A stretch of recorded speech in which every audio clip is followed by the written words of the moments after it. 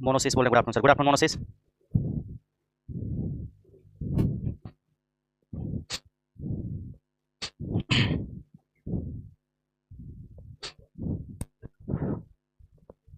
नमस्ते अभिनव, नमस्ते।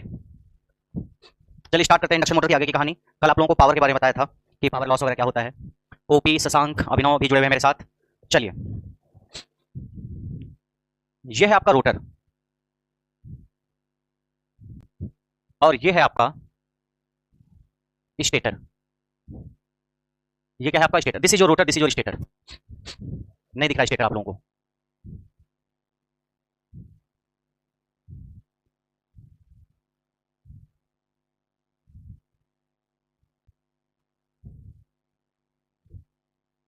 This is rotor and this is stator. Pratyush का कहना दिखा, प्रत्युष, शिवम, ओपी, ओके। ये रोटर है और ये स्टेटर है, ठीक है, दिख रहा है आप लोगों को? गोला थोड़ा सा उतना अच्छा नहीं बनता है मुझसे, इसलिए आपको थोड़ा सा टेढ़े गोले को ही अच्छा गोला समझना पड़ेगा। अब ये रोटर है और स्टेटर है। कुछ फ्लक्स ऐसा होता है जो स्टेटर और रोटर दोनों से पास होता है। ऐसा फ्लक्स जो स्टेटर और रोटर दोनों से पास होता है, ऐसा फ्लक्स जो स्टेटर और रोटर दोनों से पास होता है, उसको हम बोलते हैं मैग्नेटाइजिंग फ्लक्स। क्या बोलते हैं? Magnetising flux.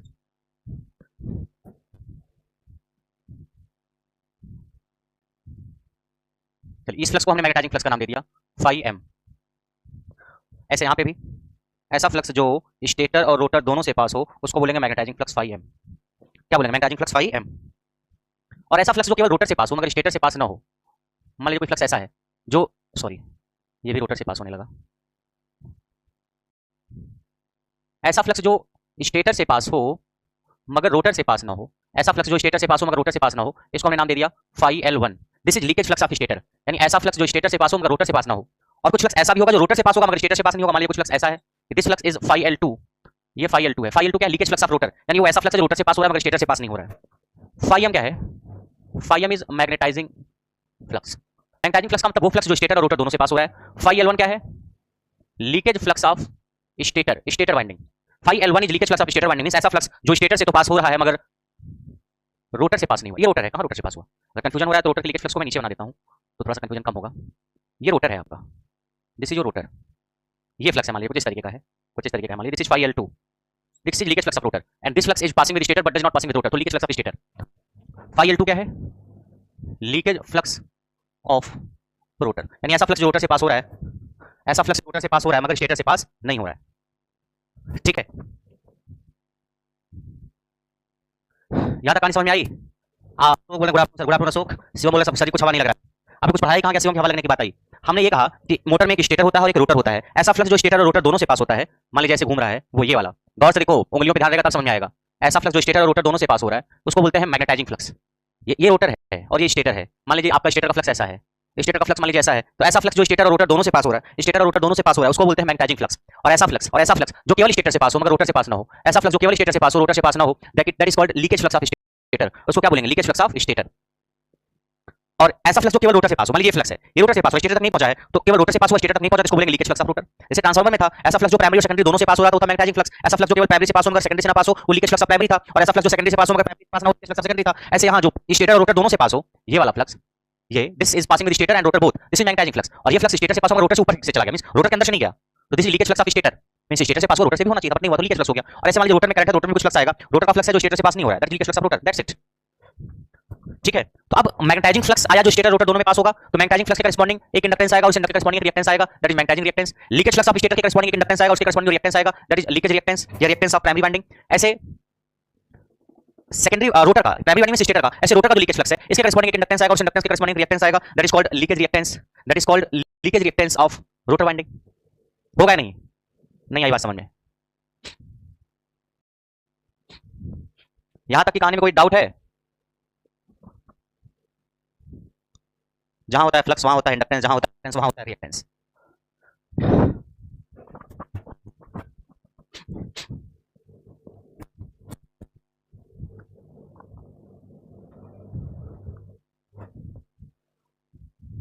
ओपी का कहना नो सर जी, बाकी लोगों को?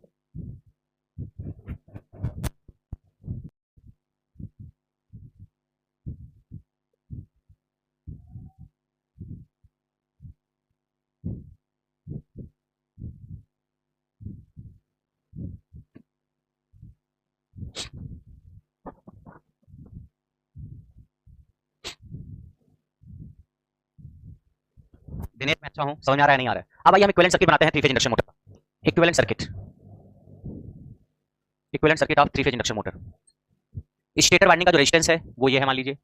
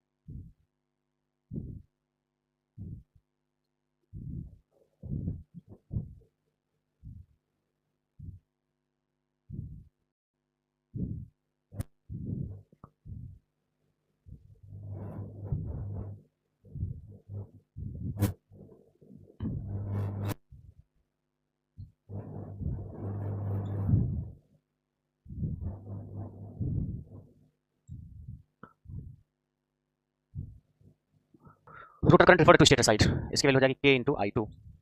वेयर K इज किसके घर में रिफर किया हो? स्टेटर के घर में। स्टेटर के टर्न्स नीचे और रोटर के टर्न्स ऊपर। Where N1 is number of turn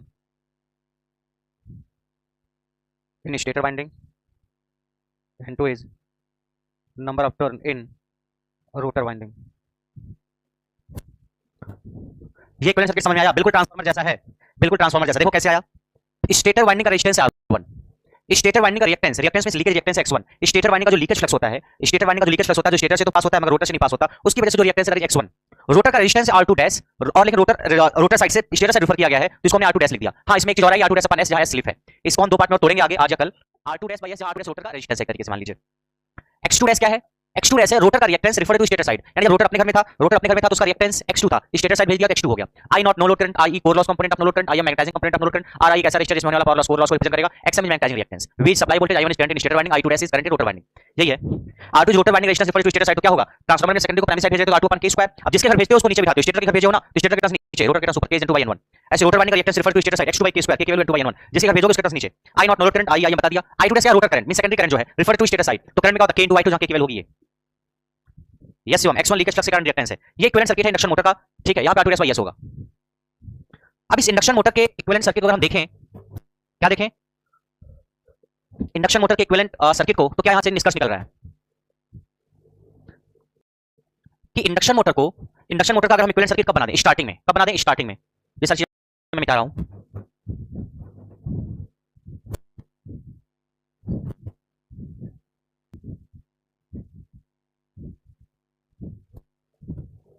अगर हम इंडक्शन मोटर के इक्विवेलेंट सर्किट स्टार्टिंग में बनाएं, स्टार्टिंग में एनआर क्या होता है? स्टार्टिंग में एनआर होता है 0, तो स्लिप क्या होगी 1। एनआर बराबर 0, स्लिप इक्वल टू 1। स्लिप को 1 रख दोगे R2 डैश बाय 1 हो जाएगा। ये इक्विवेलेंट सर्किट होगा इंडक्शन मोटर का। कब? स्टार्टिंग में। ये इंडक्शन मोटर का इक्विवेलेंट सर्किट स्टार्टिंग में। और जब ट्रांसफार्मर का इक्विवेलेंट सर्किट बनाओ, जब लोड को शॉर्ट सर्किट किया गया है, तो ट्रांसफार्मर को अगर हम इक्विवेलेंट सर्किट बनाएं, जब लोड को शॉर्ट सर्किट किया गया है, लोड को शॉर्ट सर्किट कर दिया गया है, तो कुछ ऐसा ही तो बनेगा।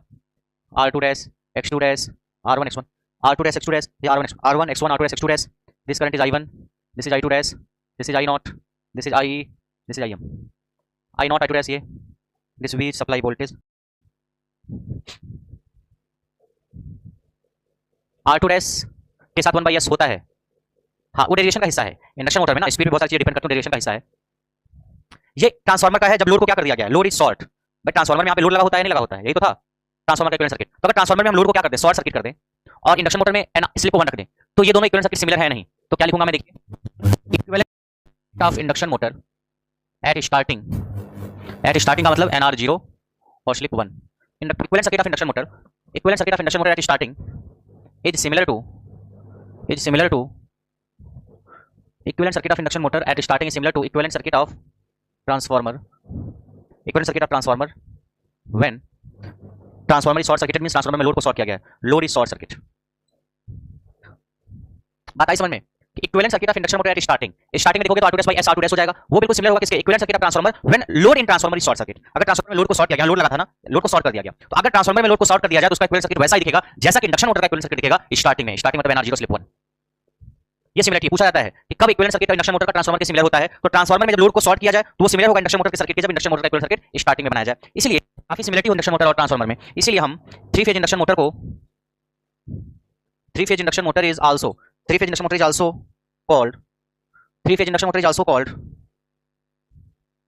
Rotating transformer. ठीक है, रोटेटिंग ट्रांसफार्मर या जनरलाइज्ड रोटेटिंग ट्रांसफार्मर बोलते हैं बस। ठीक है, three phase induction motor is also called rotating transformer. देखो इंडक्शन मोटर सिमिलर है किसके, इक्विवेलेंट सर्किट के, इंडक्शन मोटर का इक्विवेलेंट सर्किट सिमिलर है ट्रांसफार्मर के इक्विवेलेंट सर्किट के, इसलिए इंडक्शन मोटर को हम बोलते हैं रोटेटिंग ट्रांसफार्मर। यानी इंडक्शन मोटर ऐसे ट्रांसफार्मर की तरह बिहेव कर रहा है जो रोटेट करता है। आगे सी बात है, इंडक्शन मोटर में रोटेटिंग पार्ट होता है, रोटर होता है, रोटेट करेगा, ट्रांसफार्मर में रोटेटिंग पार्ट होता नहीं है, तो रोटेटिंग ट्रांसफार्मर बोल सकते हैं किसको, इंडक्शन मोटर को। क्वेश्चन आता है which are the following is rotating transformer, तो आप टिक करोगे थ्री फेज इंडक्शन मोटर। ठीक है, यहां पे क्वेश्चन ये भी मैं करवा दे रहा हूं, chopper is called DC transformer. Chopper को हम डीसी ट्रांसफार्मर बोलते हैं। ये चॉपर पावर इलेक्ट्रॉनिक्स में पढ़ाया जाता है। चॉपर क्या होता है, it is DC to DC converter. Chopper क्या होता है, it is DC to DC converter, यानी एक डीसी वोल्टेज को दूसरे डीसी वोल्टेज में कन्वर्ट करें। जैसे हमने कहा 12 वोल्ट को कन्वर्ट करना है 240 वोल्ट में, तो आप चॉपर का इस्तेमाल करके कर सकते हो। स्टेप अप चॉपर क्या करेगा, वोल्टेज को बढ़ा देगा, 12 वोल्ट की डीसी को 240 वोल्ट की डीसी में कन्वर्ट कर देगा। या हमने कहा 240 वोल्ट की डीसी को कन्वर्ट करना है 12 वोल्ट की डीसी में, यानी वोल्टेज को हटाना है, तो स्टेप डाउन चॉपर का आप इस्तेमाल करोगे। स्टेप डाउन चॉपर तो चॉपर क्या करता है, एक डीसी वोल्टेज को दूसरे डीसी वोल्टेज में कन्वर्ट करता है। वोल्टेज को बढ़ा भी सकता है, वोल्टेज को घटा भी सकता है। अगर वोल्टेज को बढ़ा रहा है तो स्टेप अप है, वोल्टेज को घटा रहा है तो स्टेप डाउन है। ठीक है, वोल्टेज को बढ़ा रहा है तो स्टेप अप, वोल्टेज को घटा रहा है तो स्टेप डाउन। तो चॉपर को हम डीसी ट्रांसफार्मर बोलते हैं, क्योंकि ट्रांसफार्मर डीसी वोल्टेज को कम ज्यादा नहीं कर सकता। ट्रांसफार्मर केवल एसी वोल्टेज को बढ़ा सकता है या एसी वोल्टेज को घटा सकता है। डीसी वोल्टेज को कम ज्यादा करने का काम ट्रांसफार्मर का नहीं है, बट चॉपर ऐसा काम करता है डीसी वोल्टेज को घटाने बढ़ाने का, इसलिए इसको हम डीसी ट्रांसफार्मर बोल देते हैं। Chopper is called DC transformer. बोलो, नहीं आया समझ में?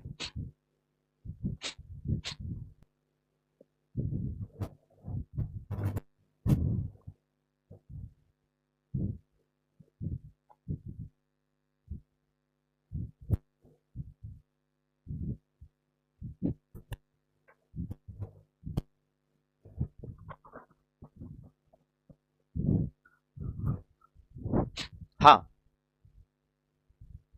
जब मोटर रुका था ये तभी का एक तरीके से इक्विवेलेंट सर्किट है। मान लीजिए सिप्रा का गाना आया, मोनोसिस बोल एम्पलीफाई करता है वोल्टेज को या करंट को, बढ़ा देता है घटा देता है।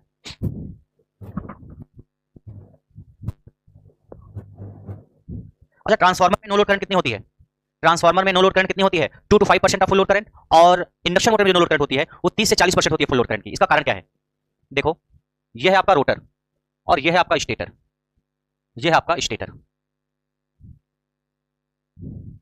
This is your stator and this is your rotor, this is your rotor, this is your stator. जो मैग्नेटाइजिंग फ्लक्स कैसे पास हो रहा है, कुछ इसी तरीके से तो पास हो रहा है इस बार। तो मैग्नेटाइजिंग फ्लक्स के रास्ते में कौन आया, स्टेटर, फिर ये बीच में कौन है, बीच में एयर है या नहीं, एयर गैप है बीच में, स्टेटर फिर एयर फिर रोटर फिर एयर, यानी फ्लक्स आ रहा है देखो ऐसे ऐसे ऐसे ऐसे कुछ इस तरीके से।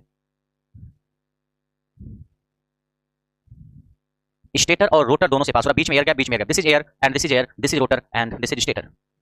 मैग्नेटाइजिंग फ्लक्स के रास्ते में कौन कौन आया है, यहाँ पे मैग्नेटाइजिंग फ्लक्स के रास्ते में स्टेटर आया है, स्टेटर मान लीजिए आयरन का बना हुआ है, ठीक है, रोटर से भी पास हुआ है, रोटर मान लीजिए आयरन का बना हुआ है, लेकिन बीच में एयर गैप, इससे भी तो पास हुआ, यानी जो मैग्नेटाइजिंग फ्लक्स है उसके रास्ते में एयर गैप आ रहा है। जबकि ट्रांसफार्मर में जो मैग्नेटाइजिंग फ्लक्स था वो कैसे था, देखो ये कोर है आपकी, ये क्या है कोर, यहाँ पे एक वाइंडिंग लपेटी गई और यहाँ पे एक वाइंडिंग लपेटी गई, यहाँ पे आपने एसी सप्लाई जब दिया तो करंट आई, और जब करंट आएगी तो यहाँ पे फ्लक्स आएगा, प्राइमरी का फ्लक्स कुछ इस तरीके से ऐसे पास होगा सेकेंडरी से, तो प्राइमरी का फ्लक्स सेकेंडरी के फ्लक्स से ऐसे पास हो रहा है, ये मैग्नेटाइजिंग फ्लक्स है नहीं। मैग्नेटाइजिंग फ्लक्स वो फ्लक्स है जो प्राइमरी वाइंडिंग और सेकेंडरी वाइंडिंग दोनों से पास हो रहा है। मैग्नेटाइजिंग फ्लक्स वो फ्लक्स है जो प्राइमरी वाइंडिंग और सेकेंडरी वाइंडिंग इन दोनों से पास हो रहा है, उसको हम क्या बोलेंगे, मैग्नेटाइजिंग फ्लक्स। जो प्राइमरी और सेकेंडरी दोनों से पास हो रहा है उसको हम बोलेंगे मैग्नेटाइजिंग फ्लक्स। बस समझ आ रही है नहीं आ रही है?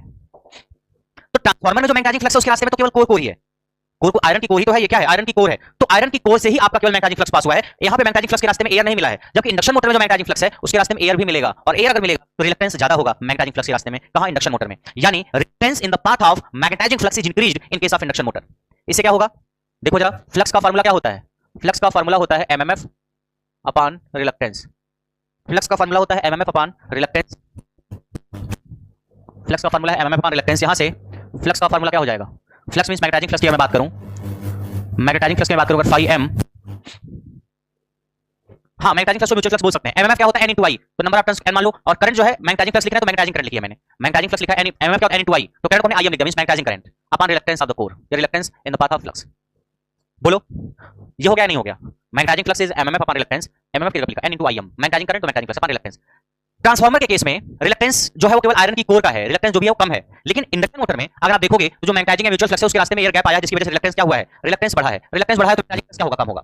तो इंडक्शन मोटर के केस में रिलक्टेंस ज्यादा होगा एयर गैप की वजह से, इसलिए मैग्नेटाइजिंग फ्लक्स आपका कम होगा। अब आपने कहा कि नहीं सर हमको उतना ही मैग्नेटाइजिंग फ्लक्स चाहिए जितना कि ट्रांसफार्मर में था, हमें उतना ही मैग्नेटाइजिंग फ्लक्स चाहिए जितना कि ट्रांसफार्मर में था, तो रिलक्टेंस बढ़ेगा, फ्लक्स को घटेगा। आपने कहा नहीं फ्लक्स को घटाना नहीं है, हमें उतना ही फ्लक्स रखना है जितना कि ट्रांसफार्मर में है, तो अगर आप इसको घटाने से बढ़ाना चाहते हो तो आपको मैग्नेटाइजिंग करंट को बढ़ाना पड़ेगा।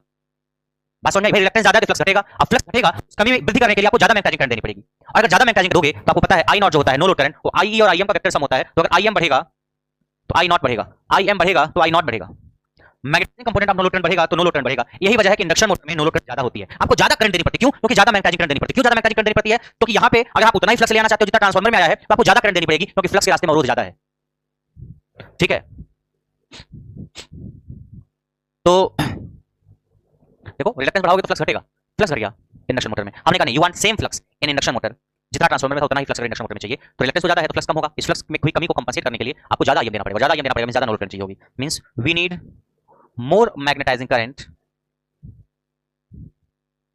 we need more magnetizing current for same value of flux, we need more magnetizing current for same value of flux in induction motor due to more reluctance of air gap। अगर magnetising current ज्यादा होगी no load current ज्यादा होगी, तो no load current in transformer is 2 to 5% of, no load current in transformer is, no load current in transformer is 2 to 5% of full load current, no load current in transformer is 2 to 5% of full load current,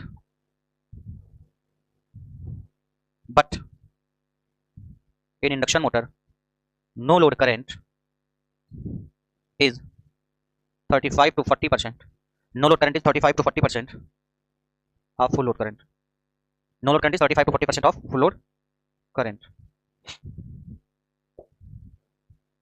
full load current due to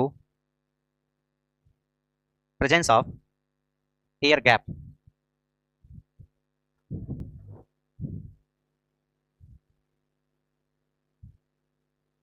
बोलिए यहां तक कोई doubt है तो बताइए, यहां तक की कहानी में अगर किसी को कोई संदेह है तो बताया जाए।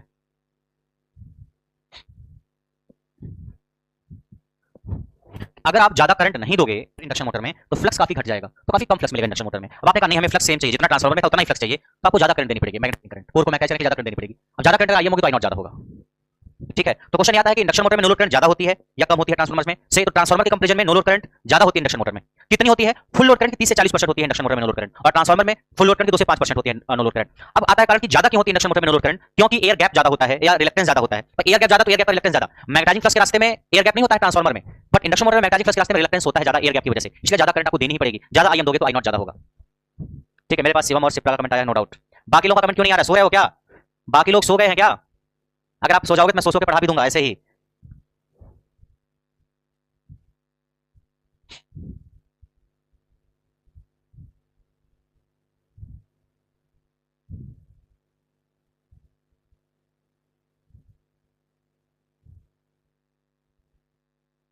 शिवम कह रहे सकल का वीडियो 2 बार देखा, हाँ शिवम फिर क्या हुआ?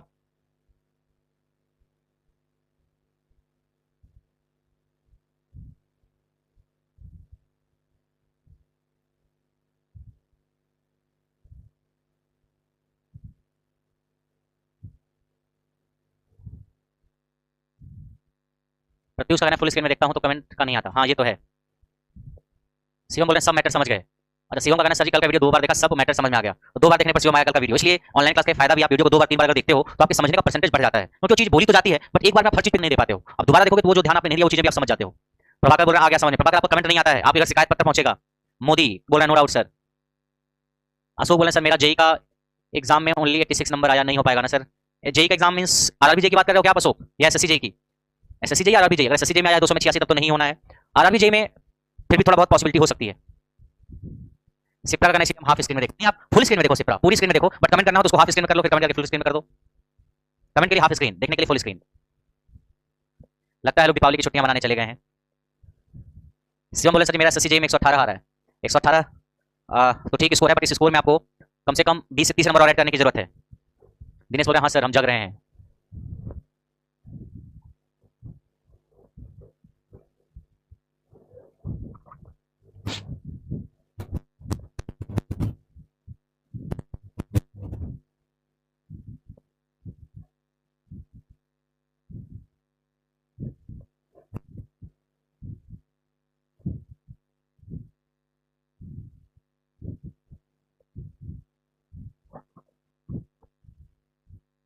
दिनेश का कहना सर मेरे घर के बगल में मेला लगा हुआ है, तो क्लास खत्म होने के बाद मेला घूम के आना। प्रत्युष का कहना सर एक सॉन्ग सुनाओ मस्त सा। प्रत्युष जो फीस आपने दिया मशीन पढ़ने के लिए दिया, गाना सुनने के लिए। शिवम का हाँ सर जी बस मैक्सिमम नॉन टेक से सही हुआ था, यानी शिवम के 118 आए हैं और ज्यादातर नॉन टेक से आए हैं, फिर तो अच्छा है। आइए अभी हमने इंडक्शन मोटर का इक्विवेलेंट सर्किट आपको बताया, इक्विवेलेंट सर्किट कुछ ऐसे ही तो था।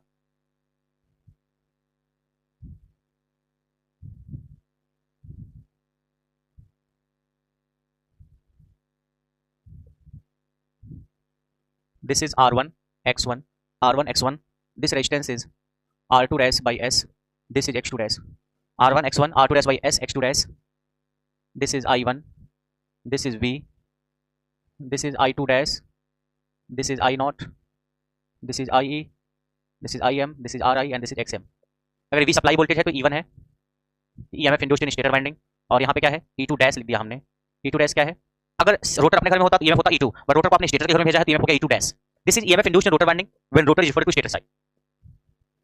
सिप्रा का कहना सर आप शायरी बोलते हैं, अच्छा लगता है, ये तो है। मैं भी सोच रहा हूँ पढ़ाना लिखाना बंद करके एक शायर ही बन जाऊँ। क्यों आप लोग दिखाते हैं एसएससी जेई का फिर शायर बन जाते हैं, कैसा आइडिया है?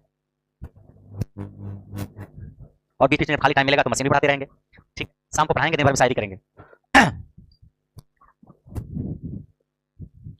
देखिए गौर से देखो आप, हमने माना है let x2 dash is rotor reactance at standstill, at stand still.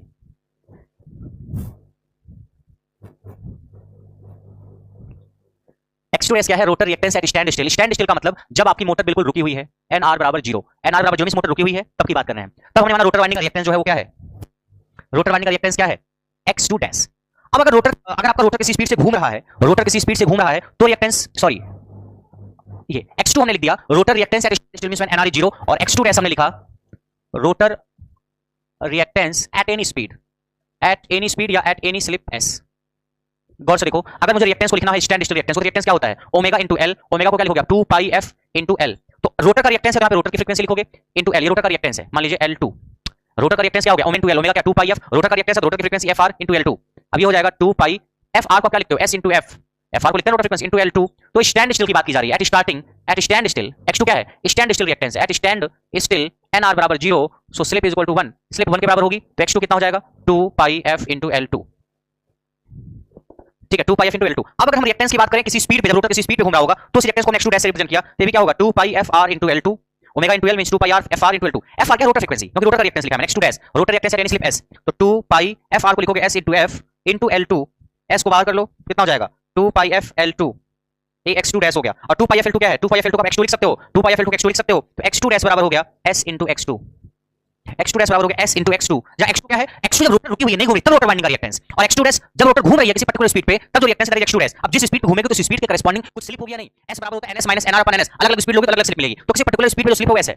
इससे क्या आपने निष्कर्ष निकाला, at starting, at start nr बराबर 0, slip is equal to 1 means x2 dash बराबर x2, और जैसे जैसे स्पीड बढ़ेगी as nr increases, speed increase करेगी, स्लिप डिक्रीज करेगी, और अगर स्लिप डिक्रीज करेगी x2 डैश क्या होगा डिक्रीज करेगा, means rotor reactance is maximum at starting and as the speed of rotor increases rotor reactance decreases, rotor reactance s into x2, speed बढ़ेगी तो स्लिप बढ़ेगी, स्लिप बढ़ेगी तो पूरी वैल्यू घटेगी, means rotor reactance is maximum at starting, and as the rotor speed increases, rotor reactance is maximum at starting, and as the rotor speed increases, slip decreases and rotor reactance decreases. ठीक है, शशांक बोला sir phone battery कम है, सिर्फ लगाना है, पढ़ाइए और शायरी भी बोलिए। अच्छा, दोनों काम। प्रभाकर बोला सर हम एक सुपर टीचर खो देंगे। हो सकता है आप एक अच्छा टीचर खो दो और एक बेहतरीन शायर का जन्म हो जाए, या शायर की कमी नहीं है।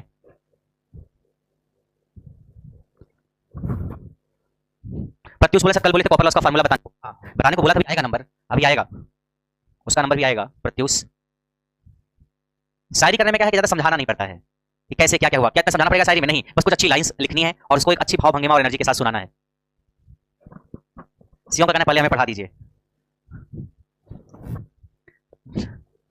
नहीं तो हम गधे ही रह जाएंगे। नहीं सीओ ऐसा नहीं है, you are a brilliant student. ये कहानी समझ में आई? इसका मतलब यह है कि रोटर वाइंडिंग का जो रिएक्टेंस है, जैसे जैसे रोटर की स्पीड चेंज होगी, रोटर वाइंडिंग का रिएक्टेंस चेंज होगा, रोटर वाइंडिंग का रिएक्टेंस चेंज होगा। रोटर की स्पीड जैसे जैसे चेंज होगी, रोटर वाइंडिंग का रिएक्टेंस चेंज होगा, अलग अलग स्पीड पे अलग अलग रिएक्टेंस मिलेगा। हाँ, जब रोटर रुकी हुई है तब रिएक्टेंस मैक्सिमम होगा, और जैसे जैसे स्पीड बढ़ेगी रोटर का रिएक्टेंस घटेगा। तो ये है कहानी।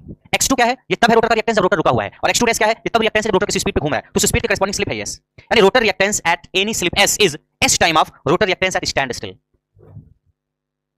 देखिए, rotor reactance at any slip s is s times of rotor reactance at standstill, यानी स्टैंड स्टिल पे जो रोटर का रिएक्टेंस होता है उसका s गुना होता है रोटर रिएक्टेंस किसी स्लिप s पे। क्वेश्चन आता है कि रोटर की स्पीड बढ़ेगी तो रोटर रिएक्टेंस पे क्या फर्क पड़ेगा? रोटर की स्पीड बढ़ेगी तो स्लिप बढ़ेगी, और स्लिप बढ़ेगी तो रोटर रिएक्टेंस घटेगा। ये लिखा है, rotor reactance is maximum at starting and as rotor speed increases rotor reactance decreases. आपको लगा होगा सर रिएक्टेंस चेंज कैसे हो जा रहा है? अरे आपको पता है ना रोटर फ्रीक्वेंसी क्या होती है? s into f। तो जैसे जैसे रोटर की स्पीड चेंज होगी वैसे वैसे स्लिप चेंज होगी, और जैसे जैसे स्लिप चेंज होगी वैसे वैसे रोटर की फ्रीक्वेंसी चेंज होगी। और आपको पता है रिएक्टेंस होता है ओमेगा into l, ओमेगा का मतलब 2 pi f r into l। f r क्या? रोटर की फ्रीक्वेंसी। भैया रोटर का रिएक्टेंस ले रहे हो तो रोटर की फ्रीक्वेंसी लोगे, तो जैसे स्पीड चेंज हुई तो स्लिप चेंज हुई, स्लिप चेंज हुई तो f r चेंज हुआ, और f r चेंज हुआ तो रिएक्टेंस चेंज होगा। तो जैसे जैसे स्पीड चेंज होती है वैसे वैसे रिएक्टेंस भी चेंज होता है। आई होप समझ में आया होगा।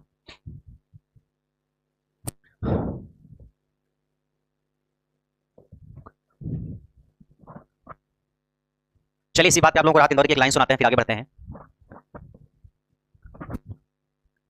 सुनाए?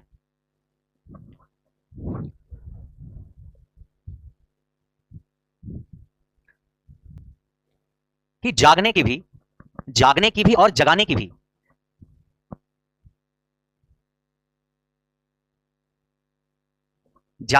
और जगाने की भी आदत हो जाए। जागो और जगाओ सामने वाले को। जागने की भी और जगाने की भी आदत हो जाए, काश तुझको किसी शायर से मोहब्बत हो जाए। जागने की भी और जगाने की भी आदत हो जाए, काश तुझको किसी शायर से मोहब्बत हो जाए। हम कितने दिनों से हैं दूर, कभी गौर किया? हम कितने दिनों से हैं दूर, कभी गौर किया? फिर न कहना जो अमानत में खयानत हो जाए। अगर आपको ना समझ में आ रहा हो, अमानत में खयानत का मतलब, मान लीजिए आप चिंटू और बबली बहुत दूर दूर हैं लंबे समय से। हम कितने दिनों से हैं दूर, कभी गौर किया? फिर न कहना जो अमानत में खयानत हो जाए। चिंटू और बबली दूर दूर तक है लंबे समय से, और इतने दूर दूर है लंबे समय से कि चिंटू को किसी और से प्यार हो गया, बबली को किसी और से प्यार हो गया, बीच में कोई तीसरा आ गया, तो दूरी भी लंबे समय तक बर्दाश्त नहीं की जा सकती। तो वही चिंटू कह रहा है बबली से कि हम कितने दिनों से हैं दूर, कभी गौर किया? फिर न कहना जो अमानत में खयानत हो जाए।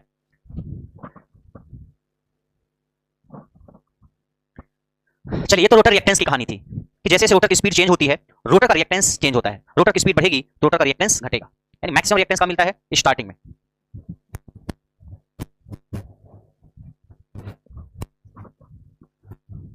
ठीक है प्रभाकर, अमानत में खयानत लाने की जरूरत नहीं है।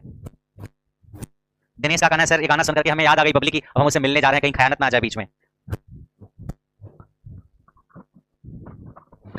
चलिए, अब हमने ये माना कि रोटर वाइंडिंग में जो ईएमएफ आएगा, ईएमएफ, ठीक है, रोटर वाइंडिंग में जो ईएमएफ आएगा वो भी स्पीड के साथ चेंज होगा नहीं? देखो, रोटर वाइंडिंग में जो ईएमएफ आएगा वो भी स्पीड के साथ यानी फ्रीक्वेंसी के साथ चेंज होगा। ईएमएफ का फार्मूला क्या होता है? देखो 4.445 mf * n होता है नहीं?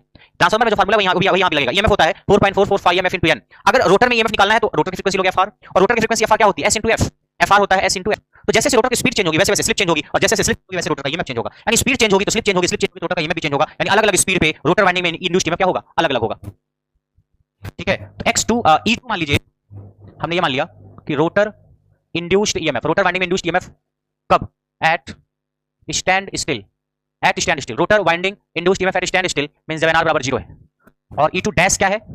Rotor winding induced EMF eight any slip s, eight any slip s। तो आप e2 को निकालो जरा, e2 क्या होगा? e2 होगा 4.445 m f * n। रोटर का ईएमएफ fr हो जाएगा 4.445 m, fr की जगह लिखा s * f * n। रोटर का ईएमएफ रोटर के नंबर ऑफ टर्न्स लिखिए n2। स्टार्टिंग की बात की जा रही है ना, at standstill NR is 0 so slip is 1, इसलिए कौन रखो तो 4.44 5m f into n2 n2 means rotor में ईएमएफ निकालना है, रोटर की ईएमएफ रोटर के टर्म्स में लिखा है, ये E2 आ गया, ये रोटर में तब ईएमएफ इंड्यूस्ड है जब रोटर बिल्कुल रुका हुआ है, और अगर रोटर घूम रहा है किसी स्पीड पे तो ईएमएफ E2 डैश था, ये होगा 4.44 5m f into n 4.44 5m f into n। अब E2 डैश निकालना, क्या करो fr, रोटर फ्रीक्वेंसी लिखोगे रोटर ईएमएफ आएगा। अब देख लो आप 4.44 5m fr के जब लिखे s into f this is n, s है आपकी स्लिप बाहर हो जाएगी, 4.44 5m f into n n2 होगा, ये स्लिप बाहर हो गई। अब 4.44 5m f into n2 जब E2 लिख दो, s into E2 ये बराबर होगा किसके, E2 डैश के।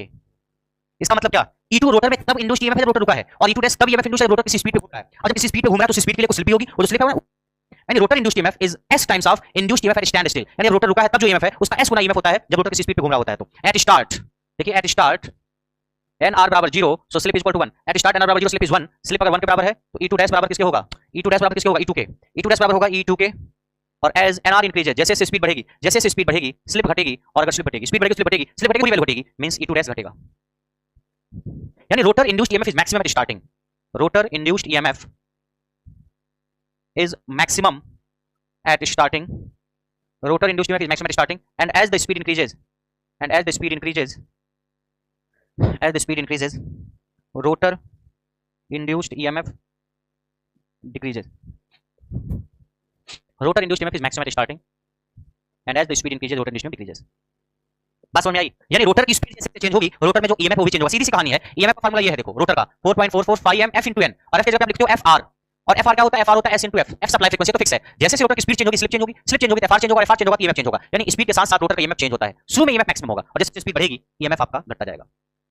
सिप्रा का गाना सर चिंटू को लॉयल होना चाहिए, चिंटू को लॉयल तो होना चाहिए, बट कितनी देर तक दूरी बर्दाश्त करेगा चिंटू, कितनी देर तक। विकी बोल रहे शानदार जबरदस्त जिंदाबाद। अभिनव का कहना है खयानत तो बहुत पहले ही आ गई थी, अब तो इसका खामियाजा भुगत रहे हैं, खयानत का खामियाजा भुगतना पड़ रहा है अभिनव को। अभिनव ऐसी कौन सी हलचल, ऐसा कौन सा भूकंप आ गया आपकी जिंदगी में। दिनेश का कहना है दूरी सही नहीं जाती, दूरी सहनी पड़ेगी 30 मार्च तक, 30 मार्च तक दूरी सहो, 30 मार्च को या जब भी 2 अप्रैल तक आपका पेपर हो जाएगा उसके बाद जाना मिलने।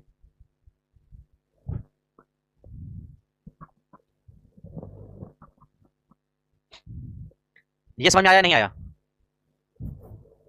तो स्पीड चेंज होने के साथ साथ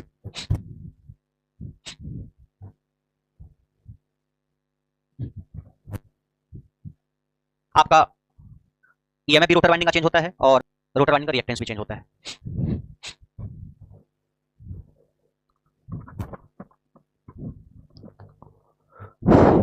चलिए दिनेश का कहना आया सर, आया तो ये बताइए, as the rotor speed increases rotor power factor, पहला ऑप्शन इंक्रीजेज, दूसरा ऑप्शन डिक्रीजेज, तीसरा ऑप्शन रिमेन्स सेम।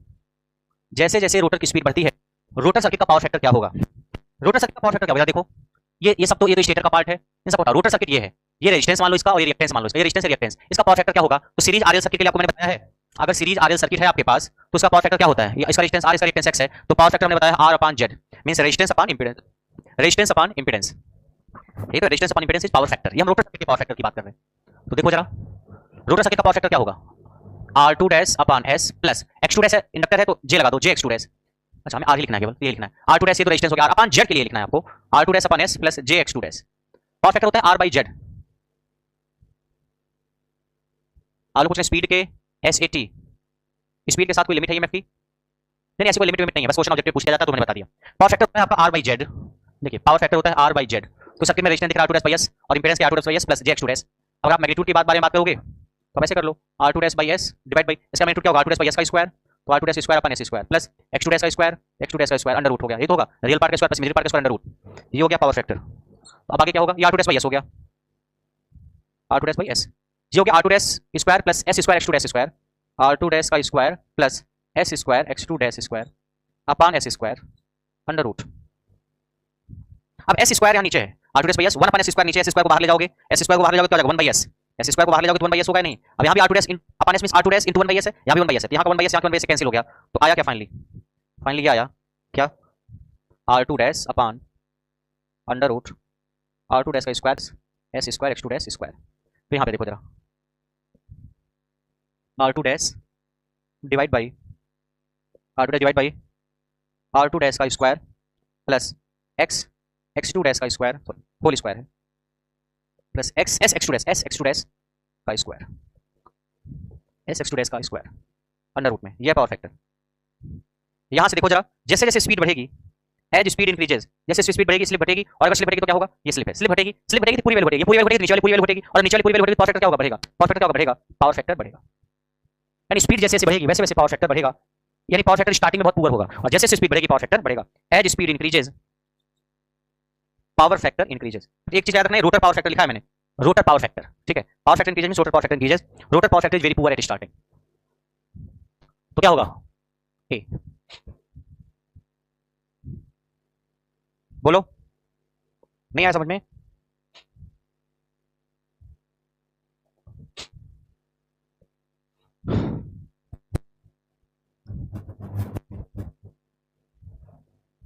यानी इंडक्शन मोटर जब बिल्कुल स्टार्ट होने वाला होता है तो रोटर का पावर फैक्टर बहुत पुअर होता है, लेकिन जैसे जैसे स्पीड बढ़ती है पावर फैक्टर बढ़ता है, रोटर का पावर फैक्टर।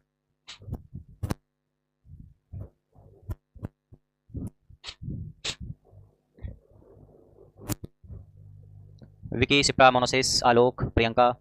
आलोक आपका कमेंट आजकल नहीं आ रहा, क्या बात है? आलोक आपका कमेंट आजकल नहीं आ पा रहा, क्या बात है?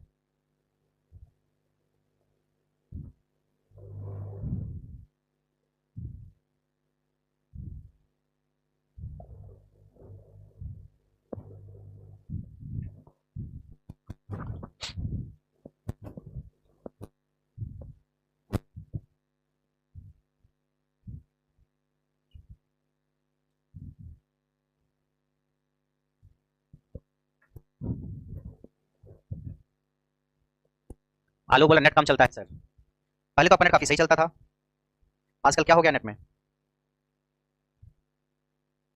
हम्म,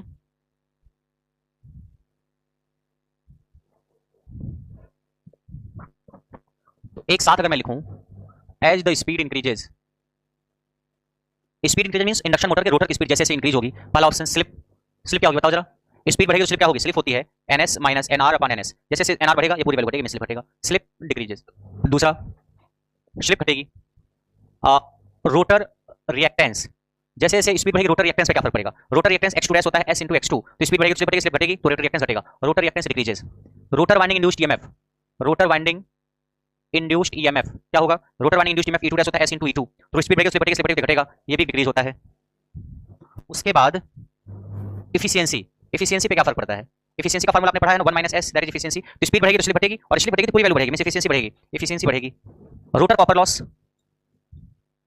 rotor copper loss, rotor copper loss का फार्मूला s pg, स्पीड बढ़ेगी तो स्लिप बढ़ेगी, स्लिप बढ़ेगी तो s pg, rotor copper loss decrease होगा। Rotor power factor, rotor power factor, अभी आपने देखा रोटर पावर फैक्टर, स्पीड बढ़ेगी, स्लिप बढ़ेगी, स्लिप बढ़ेगी, रोटर पावर फैक्टर भी बढ़ेगा।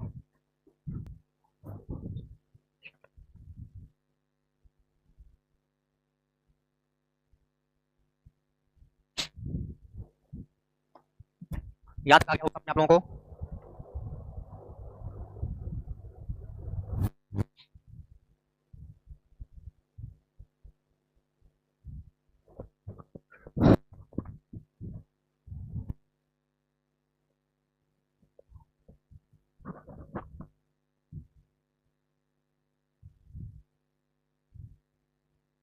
दिनेश का कहना सर बीजेपी जीत गई।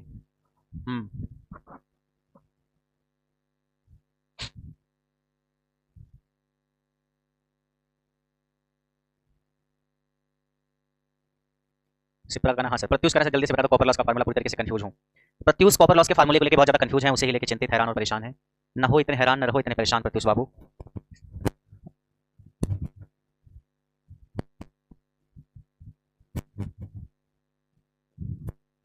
देखिए ये इक्विवेलेंट सर्किट बना हुआ है आपका, गौर से देखना, गौर से, आपने इनपुट पावर दी यहाँ पे, देखो गौर से देखो, इनपुट पावर आपने दी P in, three phase induction motor में इनपुट पावर देने पर जो स्टेटर में कॉपर लॉस होगा, आई स्क्वायर आर लॉस, वो इस रजिस्टर में होगा, तो इस रजिस्टर में जो पावर का लॉस होगा वो क्या होगा, stator copper loss.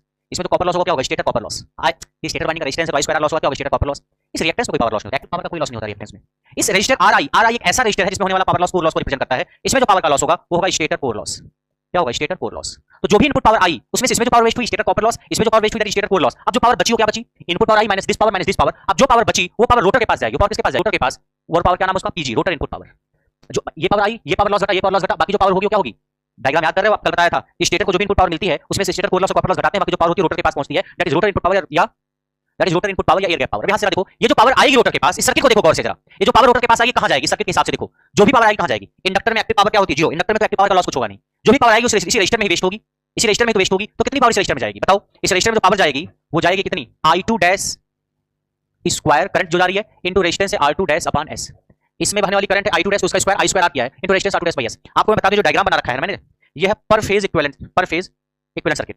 3 phase induction motor का मुझको इक्विवेलेंट सर्किट बनाना है 3 फेज इंडक्शन मोटर का इक्विवेलेंट सर्किट मुझको बनाना है, और लेकिन मैंने जो बनाया है डायग्राम ये पर फेज का, भाई 3 फेज होते हैं इंडक्शन मोटर में, एक फेज का इक्विवेलेंट सर्किट मैंने बनाया है। ऐसे दूसरे फेज का भी यही होगा, ऐसे तीसरे फेज का भी यही होगा।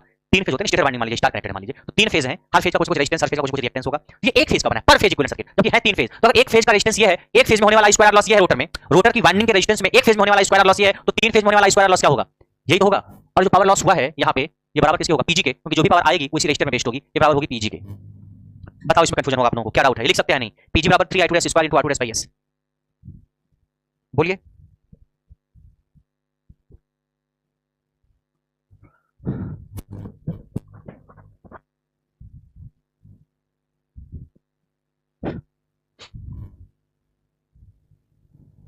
बोलो।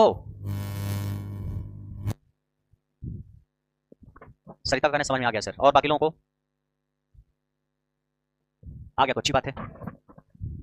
तो यहां से अगर मैं 3I2 dash square into R2 dash लिखूं तो कितना हो जाएगा? S into PG. कितना हो जाएगा? S into PG. Rotor winding का रेजिस्टेंस है R2 डैश। गौर से देखो, रोटर अपने घर में है तो रेजिस्टेंस R2, स्टेटर के घर में तो रेजिस्टेंस R2 डैश, उसमें जाने वाली करंट है I2 डैश। अगर रोटर अपने घर में होता तो करंट I2 थी, स्टेटर घर में करंट I2 डैश है, तो I2 dash square into R2 dash, ये रोटर वाइंडिंग में होने वाला कॉपर लॉस है एक फेज के लिए। 3 फेज की इंडक्शन मोटर है तो 3 से मल्टीप्लाई कर दो, 3I2 dash square into R2 dash है क्या? Rotor copper loss. ये है क्या पूरा? ये है रोटर कॉपर लॉस। तो रोटर कॉपर लॉस का फार्मूला आ गया S इंटू पीजी। ओपी समझ गया सर, शिप्रा समझी सर, दिनेश जी सर, शिवम बाबू और प्रत्यूष समझ में आया नहीं आया? Don't smile, tell me that. समझ में आया प्रत्यूष? प्रत्यूष बोले आ गया सर। तो यहां से रोटर कॉपर लॉस का फार्मूला हमने निकाल दिया S इंटू पीजी।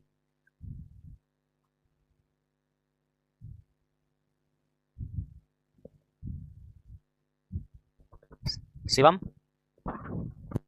मैंने ये कहा है कि जो पावर आई है पीजी इस सर्किट में वेस्ट होगी रोटर सर्किट में, और रोटर सर्किट में पावर वेस्ट कहां हो सकती है? यहां तो होगी नहीं। इंडक्टर या कैपेसिटर में एक्टिव पावर जो होती है, जो भी पावर आएगी इसी रजिस्टर में वेस्ट होगी। तो जो भी पीजी आएगा इसी रजिस्टर में वेस्ट होगी। रजिस्टर में कितनी पावर वेस्ट होती है? स्क्वायर लिखो इस रजिस्टर में, लिख दिया I2 dash square R2 dash by S, ठीक है 3 फेज के मल्टीप्लाई कर दिया, ये बराबर होगा पीजी के। रोटर कॉपर लॉस हो गया S इंटू पीजी। प्रत्युष का इतना सा था तो ये कल ही बता देते, नहीं कल इसलिए नहीं बताते क्योंकि इसके आगे और भी चीजें बतानी है। इतनी सारी चीजें बताई है ना, इसका भी और आगे इस्तेमाल होगा।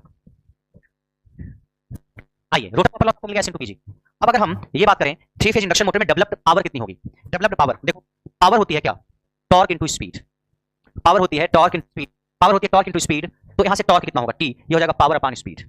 आप क्या निकाल, मैं इंडक्शन मोटर में डेवलप्ड टॉर्क का फार्मूला निकालने की कोशिश कर रहा हूं। तो टॉर्क, डेवलप्ड टॉर्क होगा output power upon omega. Omega means वो स्पीड है जिस स्पीड से रोटर घूम रहा है, तो ओमेगा का मतलब ओमेगा आर। ओमेगा का मतलब ओमेगा आर एक तरीके से है जिस स्पीड से रोटर घूम रहा है। तो P की जगह पे आप क्या लिख सकते हो? P not. P नॉट का मतलब आउटपुट पावर, ओमेगा का मतलब रोटर की स्पीड, ओमेगा मतलब रेडियन पर सेकंड और क्या? तो P नॉट की जगह पे क्या हो गया? 1 minus S into PG. P not की जगह पे लिखोगे 1 माइनस S इंटू पीजी, और ओमेगा आर की जगह पे आप लिखोगे ओमेगा S 1 माइनस S। तो 1 माइनस S से 1 माइनस S कट गया, तो P टॉर्क की जगह पे आप क्या लिखोगे? PG upon omega S। देखो ओमेगा S के ओमेगा कैसे लिखा? और से देखो, जैसे ये होता है ना, NR बराबर होता है NS 1 माइनस S, पढ़ा है आपने कल। NR क्या? रोटर स्पीड, NS क्या है? Synchronous speed. बट N जो है RPM में है, मैं चाहूं तो दोनों साइड N से मल्टीप्लाई कर दूं, मल्टीप्लाई सॉरी 2 पाई से, तो मैं 2 पाई बाई 60 से मल्टीप्लाई कर देता हूं दोनों साइड NR, और इधर भी कर देता हूं 2 pi upon 60 into NS 1 minus S। अब 2 पाई NR बाई 60 को आप लिख सकते हो omega R, 2 pi NS by 60 को आप लिख सकते हो omega S, that is 1 minus S। जैसे NR को आप लिखते हो NS 1 माइनस S, ऐसे ओमेगा R को आप लिख सकते हो ओमेगा S 1 माइनस S। बस यहाँ N RPM में है, यहाँ पे ओमेगा किसमें है? रेडियन पर सेकंड में। जैसे यहाँ पे देखो, हमने कहा कि हमारी स्पीड N RPM है, गौर से देखो, मोटर N RPM की स्पीड से घूम रहा है, गौर से देखो। N RPM का मतलब क्या? रिवोल्यूशन पर मिनट, यानी 1 मिनट में कितने चक्कर काट रहे हो आप? N revolution. 1 मिनट में कितने चक्कर? N revolution. 1 मिनट का मतलब क्या? 60 सेकंड में कितने चक्कर काट रहे हो आप? N चक्कर। 60 सेकंड में आप कितने रिवोल्यूशन काट रहे हो? N revolution. तो 1 सेकंड में कितने रिवोल्यूशन काटोगे आप? 60 सेकंड में N रिवोल्यूशन, तो 1 सेकंड में N बाई 60 रिवोल्यूशन। 60 सेकंड में N रिवोल्यूशन, 1 सेकंड में N बाई 60 रिवोल्यूशन। और इस N बाई 60, 1 सेकंड में जो चक्कर आपने काटे हैं, 1 सेकंड में चक्रों की संख्या को आप क्या बोलते हो? फ्रीक्वेंसी। तो फ्रीक्वेंसी की जगह पे हमने लिख दिया N बाई 60, नहीं होगा। N RPM का मतलब 1 मिनट में N रिवोल्यूशन, इसका मतलब 60 सेकंड में N रिवोल्यूशन, 60 सेकंड में N रिवोल्यूशन, 1 सेकंड में N बाई 60 रिवोल्यूशन। 1 सेकंड में चक्रों की संख्या को हम क्या बोलते हैं? आवृत्ति, number of revolution in 1 second. इसको लिख दिया F इज N बाई 60। और हमको पता है ओमेगा होता है 2 पाई F। ओमेगा होता है ना 2 पाई F? नहीं होता है, पढ़ा है इसी फंडामेंटल में। ओमेगा इज 2 पाई F या omega is 2 pi by T। यहां से ओमेगा हो जाएगा आपका 2 पाई और F is N by 60 put कर दो, N बाई 60। ओमेगा हो गया 2 पाई N बाई 60। अब यहां NR लिखोगे या ओमेगा R हो जाएगा, या NS लिखोगे या ओमेगा S हो जाएगा। NR लिखोगे तो ओमेगा R, NS लिखोगे तो ओमेगा S, दैट्स इट। तो वही मैंने लिख दिया 2 पाई nr 60 ओमेगा r, 2 पाई nr 60 ओमेगा r और 2 पाई ns 60 ओमेगा s, 2 पाई ns 60 ओमेगा s लिख दिया। Omega r omega s 1 minus s, तो omega r is omega s 1 minus s। ये है, ये कहानी समझ में आई। तो इसलिए ओमेगा r जब हमने ओमेगा s 1 माइनस s लिखा, 1 minus s 1 minus s cancel, torque कीजिए अपान ओमेगा s। बोलो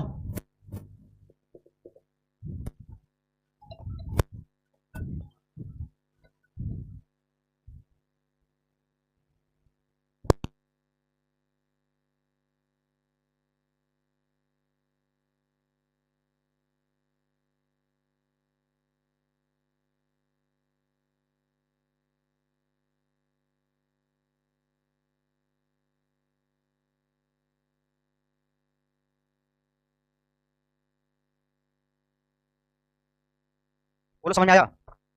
समझ में आया नहीं? सरिता, विकी का कहना है ओके सर। चलिए तो मिटा देता हूं मैं।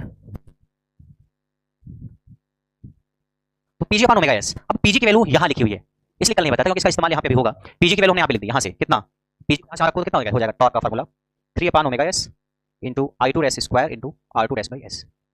ये टॉर्क का फार्मूला आ गया आपके पास 3 upon omega S into I two S square into R two S by S. 3 upon omega S I two S square into R two S by S.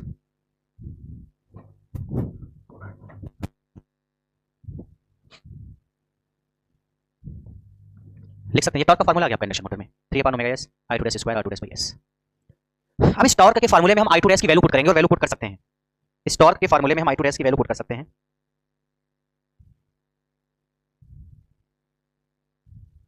Value put करके formula निकालेंगे अब हम।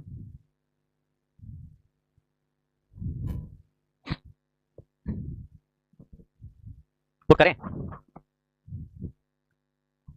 एक चीज ये करें, देखिए जरा, चलिए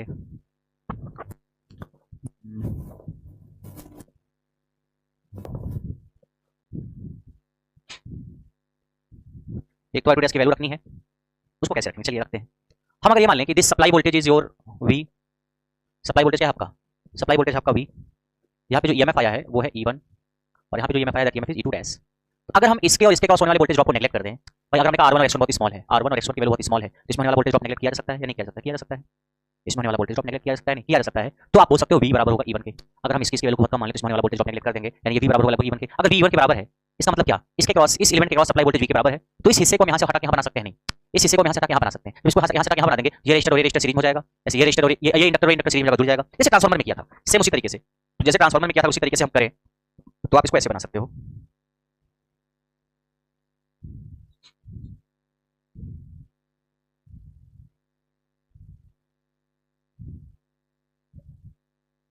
This is R1 plus R2 dash by S. This is X1 plus X2 dash. This is your V. This current is I1. यहाँ पे जो करंट जाएगी that is I2 dash. This is I0. This is IE.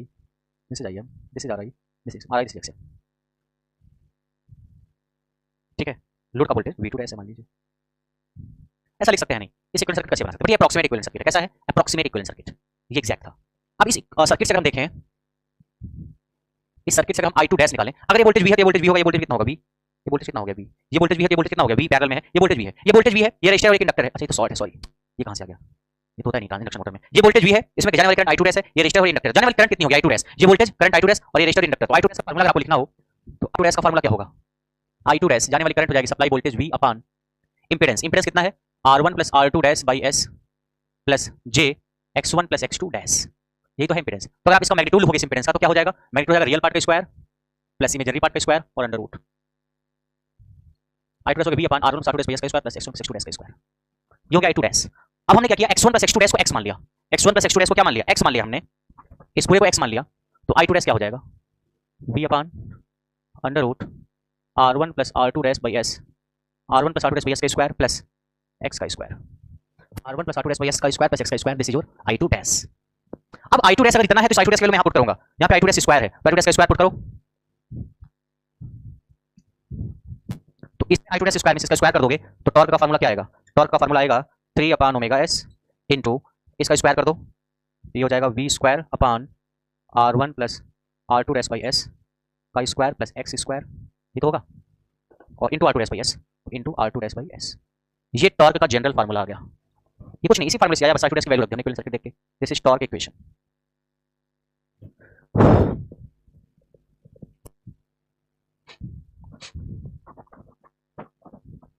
Torque is 3 omega s I2 square into R2 s। बोलो कोई दिक्कत है तो?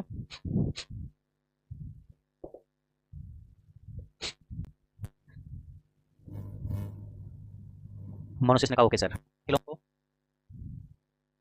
3 omega s v square R1 plus R2 s plus x square into R2 s। ये x क्या है? x है आपका x1 प्लस x2 डैश। याद रखना, आगे इसकी जरूरत पड़ेगी, मैं बताऊंगा। x है x1 प्लस x2 डैश, यानी प्राइमरी वाइंडिंग और सेकेंडरी दोनों का रिएक्टेंस को हमने x नाम दिया है। नहीं ये फार्मूले हो जा रहे हैं, सारे फार्मूले उतने याद नहीं रखने हैं, आपको बाद में पता चलेगा कि कौन कौन से फार्मूले याद रखने की जरूरत है। मोनोसिस का सेमेस्टर में इसका डेरिवेशन आता था सर, बहुत इंपॉर्टेंट था। सिप्रा का करना है, समझ गई सर। ओपी ओपी और विकी,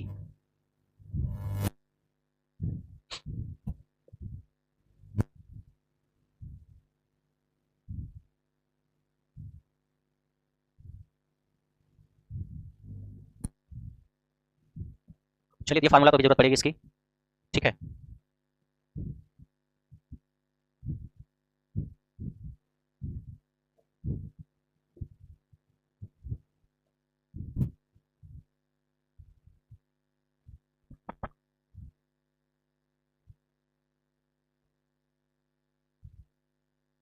विकी का करना है, गॉट इट सर, ओके। देखो अब क्या किया हमने, जो R2 dash by S register है ना, R2 डैश बाई एस, इसको आप ये लिख सकते हो। ये तो फार्मूला निकल के आ गया, इसकी आगे जरूरत पड़ेगी, करेंगे। ये इसी सर्किट से टॉर्क का फार्मूला निकालना था, आ गया। अब एक चीज और निकालना चाहिए, R2 डैश बाई एस को आप लिख सकते हो R2 dash plus R2 dash 1 by S minus 1 लिख सकते हैं। इसको और इसको सॉल्व करोगे, इसको स्क्वायर करोगे तो जाएगा, इसको स्क्वायर करोगे तो जाएगा R2 डैश बाई एस। तो R2 डैश बाई एस को हमने क्या कर दिया, दो पार्ट में तोड़ दिया। एक तो ऐसे लिख दिया R2 डैश, और दूसरा रेजिस्टेंस लिख दिया, यहाँ पे बना दिया। ये रेजिस्टेंस हो गया R2 dash 1 by S minus 1, R2 dash 1 by S minus 1। इसको और इसको, ये दोनों सीरीज में तो है, देखो ये और ये सीरीज में, वो दोनों रेजिस्टर सीरीज में जुड़ जाएंगे, तो दिस प्लस दिस जुड़ के R2 डैश बाई एस हो जाएंगे, कोई फर्क तो पड़ेगा नहीं, ठीक है। अब इसमें इस इक्वेशन में आप I2 डैश स्क्वायर से मल्टीप्लाई कर दो, I2 डैश स्क्वायर से मल्टीप्लाई कर देंगे,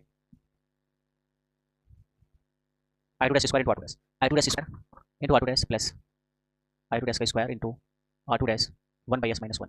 3 फेज के लिए 3 से मल्टीप्लाई कर दो। देखो जरा 3 I2 dash square into R2 dash by S क्या, ये तो पीजी था, ये तो था पीजी आपका। पीजी क्या था? 3 I2 dash square into R2 dash by S, यानी जो भी रोटर इनपुट पावर आई है पीजी, वो कहाँ जाएगी? यहाँ तो पावर वेस्ट होगी नहीं, कुछ पावर यहाँ पे जाएगी और कुछ पावर यहाँ पे जाएगी। तो ये है आपकी टोटल रोटर इनपुट पावर, ये है आपकी रोटर इनपुट पावर, ये है रोटर इनपुट पावर। और ये क्या है? रोटर वाइंडिंग का रेजिस्टेंस है R2 डैश, रोटर वाइंडिंग का रेजिस्टेंस R2 डैश, उसमें आने वाली current I2 dash, rotor winding में होने वाला कॉपर लॉस कितना होगा? I2 dash square into R2 dash, 3 phase के लिए 3 से मल्टीप्लाई कर दिया, ये हो गया rotor copper loss, rotor copper loss. अब जरा गौर करो, आपने देखा था ये रोटर था और ये स्टेटर था। स्टेटर को आपने जो भी इनपुट पावर दिया था उसमें से कुछ स्टेटर कोर लॉस, कुछ स्टेटर कॉपर लॉस के फॉर्म में घटा था, बाकी जो पावर थी वो इनपुट पावर थी, rotor input power, air gap power. अब रोटर इनपुट पावर में से कुछ रोटर कॉपर लॉस घटा था, अब रोटर इनपुट पावर में से रोटर कॉपर लॉस घटने के बाद जो बचा क्या था? Output power. तो यहाँ पे देखो जो भी रोटर इनपुट पावर आई है, रोटर इनपुट पावर, उसमें से कुछ पावर यहाँ पे वेस्ट होगी, that is rotor copper loss. यहाँ पे जो पावर वेस्ट होगी that is rotor copper loss. अब यहाँ पे पावर वेस्ट हुई, रोटर कॉपर लॉस, जो पावर बची वो कहाँ वेस्ट हुई? यहाँ पे जो पावर वेस्ट होगी इस रजिस्टर में, उसको आप बोलोगे आउटपुट पावर। इस रजिस्टर में जो पावर वेस्ट होगी दैट इज आउटपुट पावर, यानी ये जो है I2 dash square R2 dash 1 by S minus 1, this is your output power. ये क्या है? आपकी आउटपुट पावर है। यानी कहने का ये मतलब है कि R2 dash 1 by S minus 1 एक ऐसा रजिस्टर है जिसमें होने वाला पावर लॉस आउटपुट पावर को रिप्रेजेंट कर रहा है। R2 dash 1 by S minus 1 is a register in which R2 dash 1 by S minus 1 is a register in which power loss is equal to output power. R2 dash 1 by S minus 1 is a register in which power loss is equal to output power. बोलो यहाँ तो कोई doubt है नहीं, कई बार exam में पूछता है उस रेजिस्टेंस की वैल्यू क्या है जिसमें होने वाला पावर लॉस आउटपुट पावर को रिप्रेजेंट करता है। तो R2 dash 1 by S minus 1 एक रजिस्टर जिसमें होने वाला पावर लॉस आउटपुट पावर को रिप्रेजेंट करता है।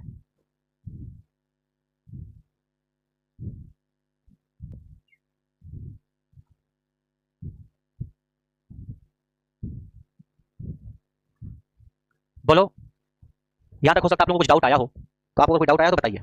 मैंने ये किया है, हमने ये कहा अभी क्या किया, हमने इस रजिस्टर जो R2 डैश बाई एस था उसको दो पार्ट में तोड़ दिया, और ये इसको दो पार्ट में तोड़ सकते हैं, दिस प्लस दिस, उसको हम दो पार्ट में तोड़ सकते हैं, एक ये कोई फर्क नहीं पड़ेगा। अब 3 से मल्टीप्लाई कर दिया 3 फेज के लिए, ये क्या सी पावर है? देखो ये तो है रोटर इनपुट पावर पीजी, यानी जो भी इनपुट पावर आई है, कुछ पावर यहाँ वेस्ट होगी, कुछ पावर यहाँ वेस्ट होगी। तो जो भी पावर इसमें वेस्ट होगी that is rotor copper loss, rotor में कोर लॉस को नेगलेक्ट करके चलते हैं, रोटर कॉपर लॉस। बाकी की जो पावर है जो यहाँ पे वेस्ट होगी, इसमें जो पावर वेस्ट होगी वो पावर आउटपुट पावर के बराबर होगी। यानी R2 dash 1 by S minus 1 एक ऐसा रजिस्टर है जिसमें होने वाला पावर लॉस आउटपुट पावर को रिप्रेजेंट करेगा। जितने लोग मुझे देख रहे हैं कमेंट करके बताइए समझ में आया नहीं आया? नहीं आया तो भी आया तो भी, वरना मिटाने के बाद फिर मैं इसको समझाऊंगा नहीं, मैंने सारी चीजें भी लिखी हुई हैं। फिर मैं यहाँ से अब टॉर्क स्पीड कैरेक्टरिस्टिक्स या टॉर्क स्लिप कैरेक्टरिस्टिक्स बनाऊंगा, जो ग्राफ होता है टॉर्क और स्लिप के बीच में, वो ग्राफ आपका यहाँ से निकल के आएगा।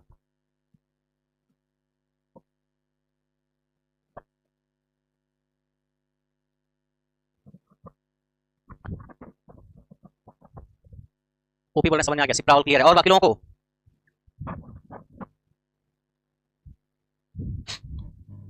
दिनेश का कहना जी सर। जो भी पावर आई रोटर के पास, इसमें जो पावर है रोटर का लॉस, इसमें जो पावर है वो मैकेनिकल आउटपुट पावर, यानी R2 1 by S minus register है, एक ऐसा रजिस्टर है जिसमें होने वाला पावर लॉस आउटपुट पावर को रिप्रेजेंट करता है। सरिता ओके सर, मोनोसिस ओके सर। चलिए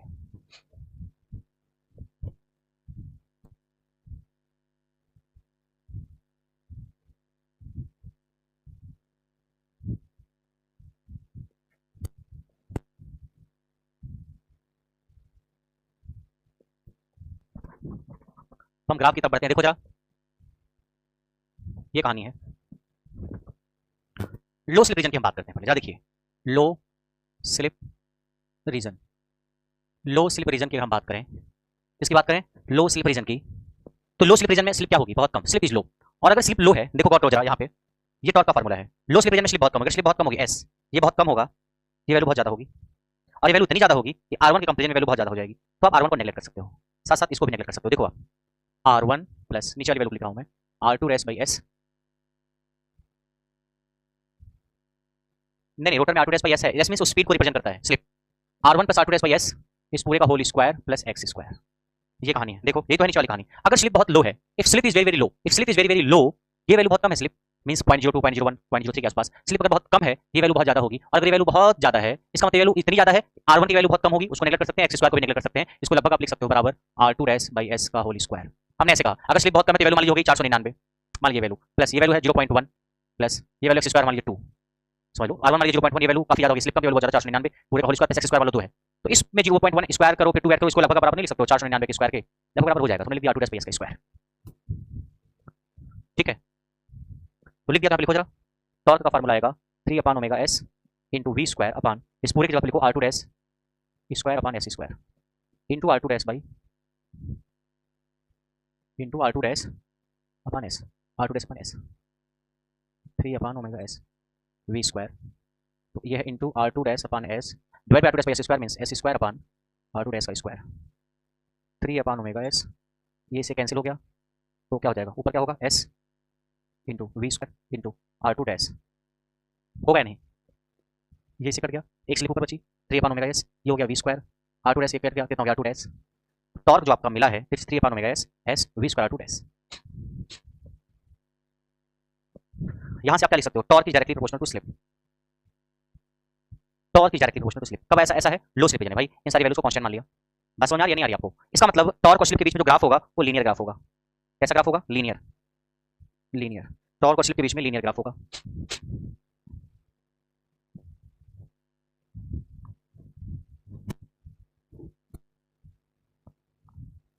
क्वेश्चन ये आया है एग्जाम में कि टॉर्क और स्लिप के बीच में ग्राफ जो होता है वो लीनियर क्यों होता है, क्यों, चार ऑप्शन दिए थे, आप बोल सकते हो R2 रेस बाई एस को हमने बोल दिया, R2 रेस तो है रोटर रेजिस्टेंस, R2 रेस बाई एस को हमने बोल दिया इफेक्टिव रोटर रेजिस्टेंस, चलिए effective rotor resistance is much much greater than rotor reactance, X square से ज्यादा है, ऐसे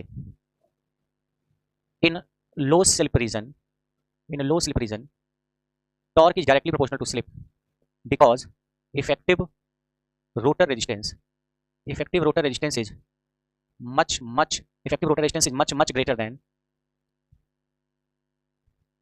रोटर रिएक्टेंस।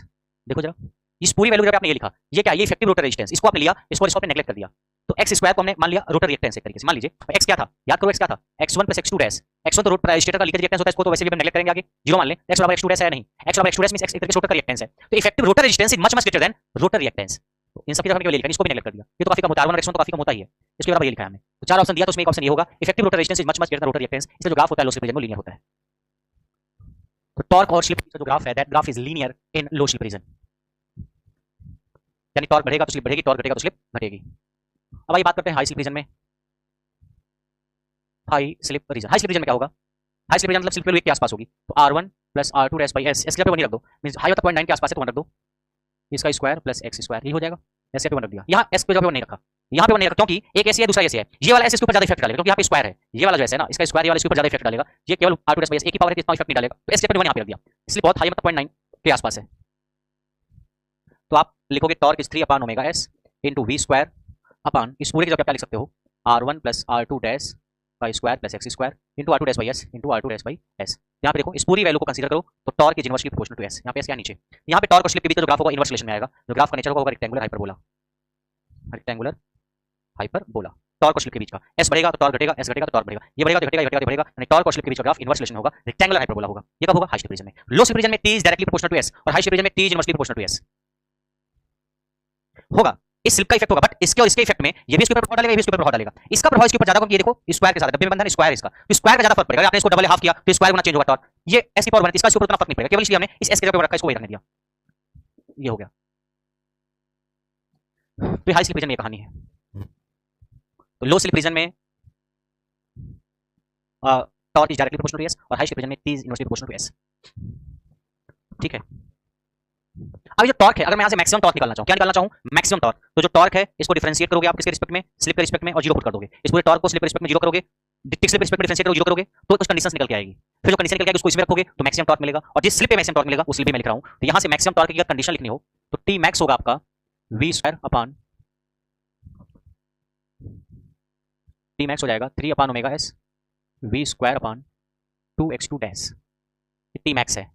और जिस स्लिप पे मैक्सिमम टॉर्क मिलेगा वो स्लिप होगी आपकी r2 dash by x2 dash, यानी rotor resistance refer to stator side या rotor reactance refer to stator side. अब चाहो तो आप r2 डैश की जगह पे लिख सकते हो r2 अपॉन k स्क्वायर लिख सकते हैं, x2 डैश के पे आप लिख सकते हो x2 upon k square, k square cancel, that is r2 upon x2। Rotor resistance पर रोटर रिएक्टेंस या rotor resistance refer to stator side upon rotor reactance refer to stator side. ऐसे वो स्लिप है जिसमें मैक्सिमम टॉर्क मिलेगा, इस slip पे maximum torque मिलेगा r2 बाई x2 पे, रोटर रेजिस्टेंस पर रोटर रिएक्टेंस, और उस मैक्सिमम टॉर्क की वैल्यू क्या होगी? 3 upon omega v square upon 2x2 dash. इस चीज में हम एक चीज का ध्यान किया है कि जो भी फार्मूला आगे भी आया था ना, इसको टॉर्क को मैक्सिमम करने के लिए आपको क्या करना पड़ेगा? टॉर्क को मैक्सिमम करने के लिए आपको स्लिप के रिस्पेक्ट में इसको डिफरेंशिएट करना है और जीरो के बराबर पुट करना है। तो जो कंडीशन आएगी वो काफी बड़ी आएगी। अब उस बड़े वाले फार्मूले में हमने कुछ एप्रोक्सीमेशन लिया, क्या किया? r1 और x1 को हमने जीरो के बराबर मान लिया कि स्टेटर वाइंडिंग का रेजिस्टेंस और स्टेटर वाइंडिंग का रिएक्टेंस बहुत कम है, उसको जीरो के बराबर मान लिया। फिर उस वैल्यू पुट किया कि छोटा सा फार्मूला आया, ये एप्रोक्स फार्मूला है। कौन सा फार्मूला है? एप्रोक्स। एप्रोक्स मींस लगभग लगभग। लगभग लगभग क्यों भाई? इसमें कुछ एंसर्स आपने माने हैं r1, x1 इज नेग्लेक्टेड, ये हम ये मान के फार्मूला लिखे हैं कि r1 और x1 की वैल्यू काफी कम है, उसको नेग्लेक्ट कर दिया गया है, तो मैक्सिमम टॉर्क का फार्मूला ये आएगा, और जिस स्लिप पे मैक्सिमम टॉर्क मिलेगा उस स्लिप का फार्मूला ये आएगा r2 बाई x2। बोलिए, दिस इज मैक्सिमम टॉर्क।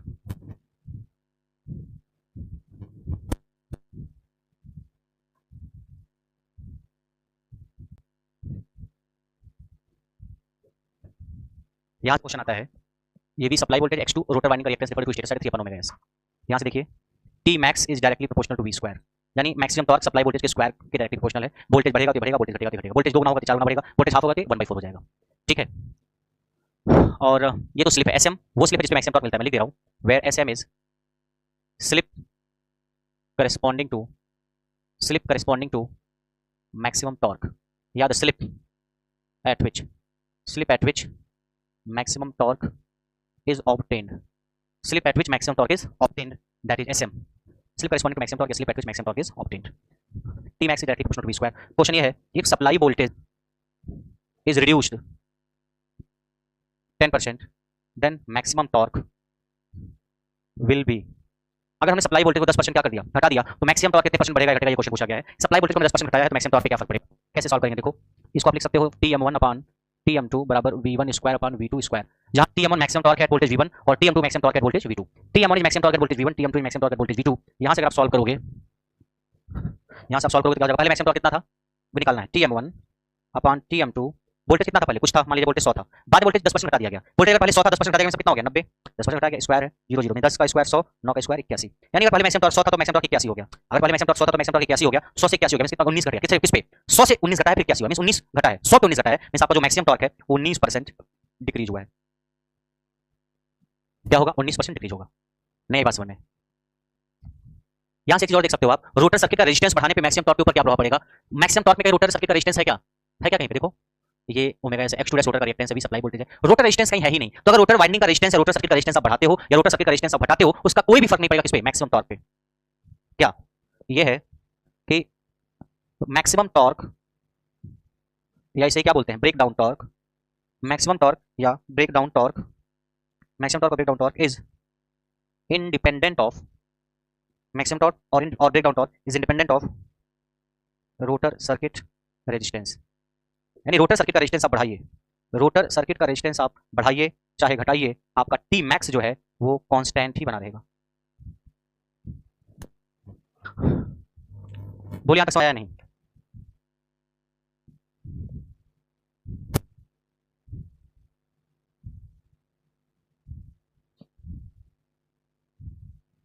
बोलिए यस या नो। बोनस बोलना यस सर।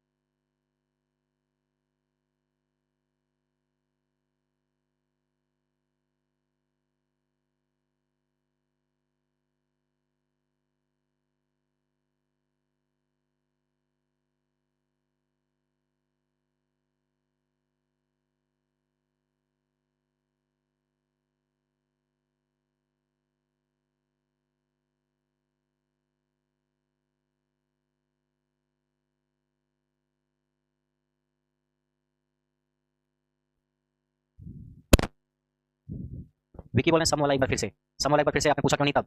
इसमें क्या है विकी? दोबारा नहीं बताऊंगा, वीडियो को दोबारा देखना समझ में आ जाएगा। मैक्सिमम टॉर्क जो होता है इसके ऊपर रोटर रेजिस्टेंस वेरी करने का कोई फर्क नहीं पड़ता है। जी यहीं से तो लिखा है, इसमें है क्या? 100 से 81 हो गया, में 19 घट गया, 100 पे 19 घटा, में 19% डिक्रीज हो गया। यानी रोटर रेजिस्टेंस को बढ़ा दो, कम कर दो, भी कर दो, मैक्सिमम टॉर्क के ऊपर कोई फर्क नहीं पड़ेगा। सप्लाई वोल्टेज को बढ़ा देंगे तो मैक्सिमम टॉर्क क्या होगा? बढ़ जाएगा। सप्लाई वोल्टेज को घटा देंगे तो मैक्सिमम टॉर्क घट जाएगा।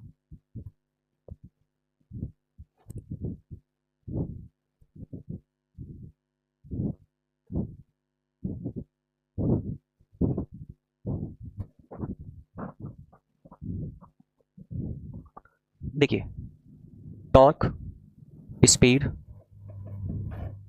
कैरेक्टरिस्टिक्स,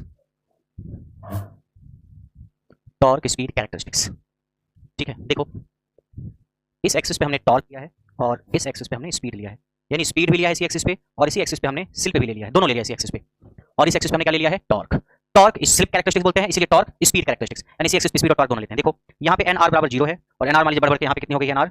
यहाँ पे एनआर एनएस के बराबर हो गया है, मान लीजिए ऐसा है कुछ। एनआर 0 यहाँ पे एनआर एनएस के बराबर, यानी अगर इधर से इधर जाओगे तो स्पीड क्या हो रही है? बढ़ रही है।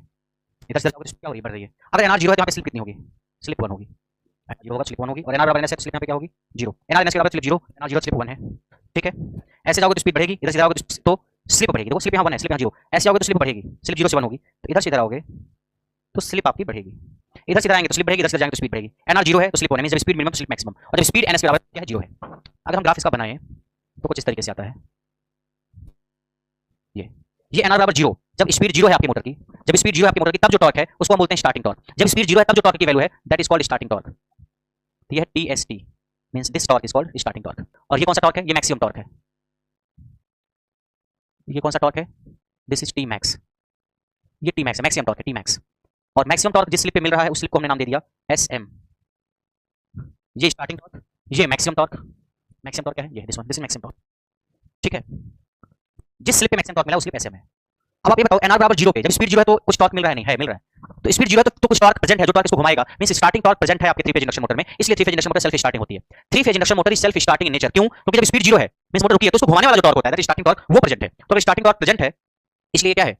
सेल्फ स्टार्टिंग है, मींस इसको घुमाने के लिए आपको अलग से और कोई इंतजाम नहीं करना, बस स्विच ऑन करना है। ये मैक्सिमम टॉर्क की वैल्यू है। आप ये बताइए स्लिप 1 है यहाँ पे, ये जो रीजन है हाई स्लिप वाला रीजन है, स्लिप 1 है यहाँ पे 0.9 0.8 0.6 0.6 ये हाई स्लिप रीजन है, और यहाँ पे स्लिप 0 है, स्लिप 0 यहाँ पे 0.1 0.2 0.3, यहाँ पे स्लिप वैल्यू कम है 0.0 0.1 0.2 0.3 0.4 0.5 0.6 0.8 0.9 1। ये हाई स्लिप रीजन है इतना, और ये लो स्लिप रीजन है। ये वाला जो रीजन है ना, this is high slip region, high slip region. This region is high slip region and this region is low slip region. ये रीजन लो स्लिप रीजन है, low slip region, this is low slip region. ये जो region है this is low slip region, this is high slip region. Low slip region में और high slip region में graph कैसा होता है? हमने अभी पढ़ाया था कुछ देर पहले। हाई स्लिप रीजन में जो टॉर्क और स्लिप के बीच का ग्राफ होता है वो कैसा होता है? इनवर्स रिलेशन होता है। ये ग्राफ है, T is inversely proportional to S.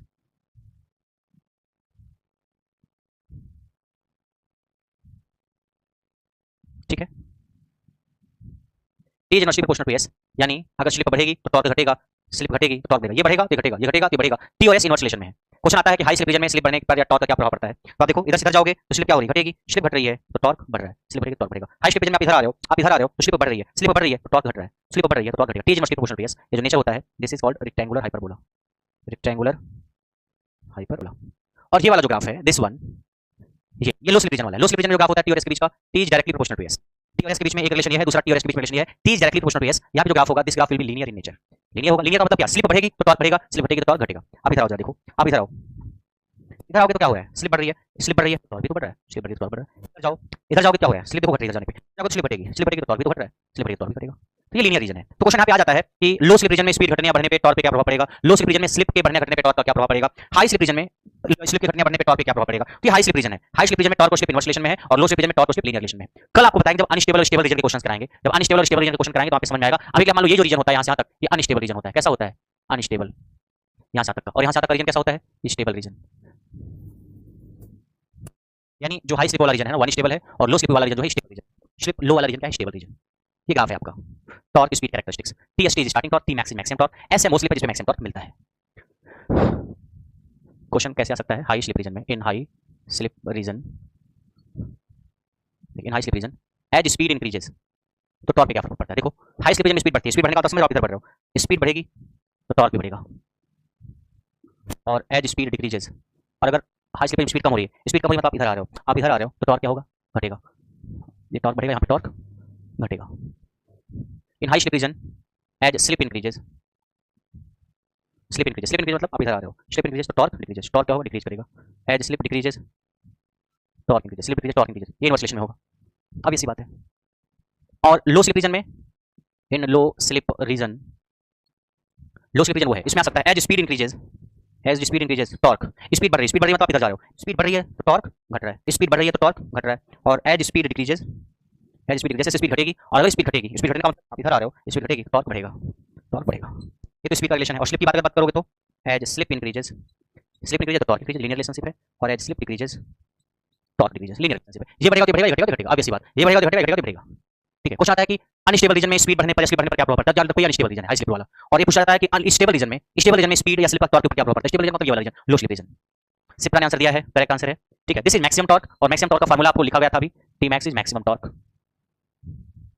इसका फार्मूला क्या था, 3/ओमेगा s v²/2x2 डैश, और जिस स्लिप पे मैक्सिमम टॉर्क मिलता है वो स्लिप होती है आपकी r2-x2 डैश या r2/x2। ठीक है, समझ में आया या नहीं आया। तो आज के लिए यहीं पे हम स्टॉप करेंगे। कल की कहानी जो होगी उसमें हम स्टेबल और अनस्टेबल रीजन की बात करेंगे, और स्टेबिलिटी के क्वेश्चन आते हैं जैसे इसमें कौन सा पॉइंट स्टेबल है कौन सा अनस्टेबल है, और जनरेटिंग मोटरिंग मोड और ब्रेकिंग मोड की चर्चा करेंगे, कहां पे स्लिप नेगेटिव होती है कहां पे स्लिप एक से ज्यादा होती है, ये सारी चीजें हम डिस्कस करेंगे। आज की कहानी में जितना भी पढ़ाया गया, कोई डाउट है आप लोगों को तो बताइए। मोनोसिस बोले आज बहुत कॉन्सेप्चुअल क्लास था सर। हाँ मोनोसिस आज की क्लास बहुत कॉन्सेप्चुअल थी। प्राइसिंग हाँ या समझ में। और किसी को कोई संदेह।